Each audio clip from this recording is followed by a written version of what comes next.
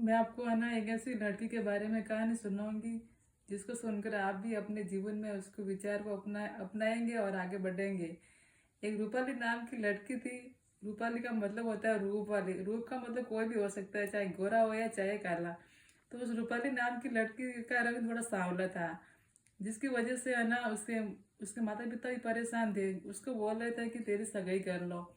फिर है ना रिश्ते वाले आते थे उनके घर पे, तो है ना सब मना कर देते थे। उसका एक ही कारण था कि उसका रंग काला था। तो वो मन ही मन सोचती कि मेरे काले रंग की वजह से मेरे माता पिता है, परिवार वाले सभी दुखी है। तो वो है ना मन ही मन रोती थी और अकेली रखती थी, किसी से नहीं मिलती थी, कहीं पर भी नहीं जाती थी। तो उसने मन में ठाना कि मेरा रंग काला है तो देखना एक दिन लोग है ना मेरे घर पे आएंगे और मुझे सैल्यूट करेंगे।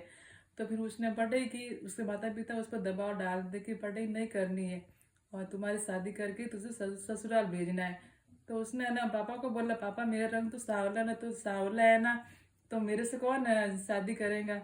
तो पापा ने बोला कि हम है ना तुम्हारे से किसी से भी शादी करवा देंगे, जरूरी नहीं है कि वो पढ़ा लिखा लड़का ही हो, चाहे विकलांग भी हो ना, तो चाहे मैं बोलना ना, चाहे विकलांग हो चाहे कोई भी लड़का मिल जाएगा ना, तो तुम्हारे से ना उनसे शादी कर देंगे।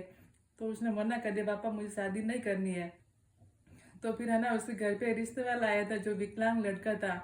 उसके पापा ने हाँ कर दिया, क्या बेटी तुझे है ना इससे शादी करनी है। तो उस बेटी ने मना कर दिया, पापा चाहे कुछ भी हो जाए मैं है ना इस विकलांग लड़के से शादी नहीं करूंगी। फिर उसने बिल्कुल है ना स्पष्ट मना कर दिया कि मुझे करनी नहीं है शादी। फिर क्या हुआ कि उसने, वो जब पढ़ रही थी ना रूम में, तो है ना उसने विचार ठाना कि मेरी वजह से इतने लोग परेशान है ना, तो मैं पढ़ लिख कर ऐसी बनूंगी कि लोग मेरे घर पे आएंगे। तो उसने खूब मेहनत करी, खुद सेल्फ स्टडी करी थी, कहीं पर भी कोचिंग नहीं की थी। और है ना अपने सेल्फ स्टडी के बल पर उसने है ना आरएस का एग्जाम दिया, फिर आरएस प्री क्लियर किया, फिर मेंस का एग्जाम दिया, फिर मेंस में भी और इंटरव्यू में भी वो पास हो गई। फिर जैसे ही उसका रिजल्ट आया था ना, तो जब है ना घर घर वालों को, आस पास वाले लोगों को, जितने रिश्तेदार आए थे ना उनके घर पे, सबको पता चला कि है ना उसका है ना सिलेक्शन हो गया। फिर सारे जो रिश्तेदार आए थे ना, मतलब है ना उसके मतलब रिलेशन वाले आए थे रिश्तेदार, और है ना सब उसके घर पे आए थे। और जो इतनी जो सगाई के बारे में आए थे ना उनके लिए, तो सब वो आए थे। फिर उसने एक ही जवाब दिया कि पहले तो मेरा रंग सांवला था तो आपने मना किया मेरी शादी के लिए, अब जैसे ही मेरा है ना सिलेक्शन हुआ तो क्या मेरा रंग गोरा हो गया क्या। जब आप मेरे घर पे आए, मुझे शादी नहीं करनी, आप सब चले जाओ यहाँ से।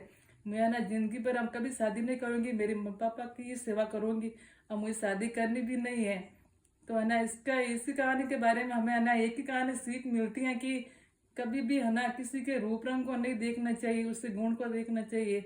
आजकल के लोगों में यही तो कमी है कि है ना किसी के चेहरे की सुंदरता को देख कर ही उसको है ना अपना नहीं चाहता है, पता मतलब कि है ना उसका, चाहे है ना उसका चाहे गुण हो या ना हो, लेकिन सुंदरता को देख कर ही सब है ना लोग उसको पहचानते हैं।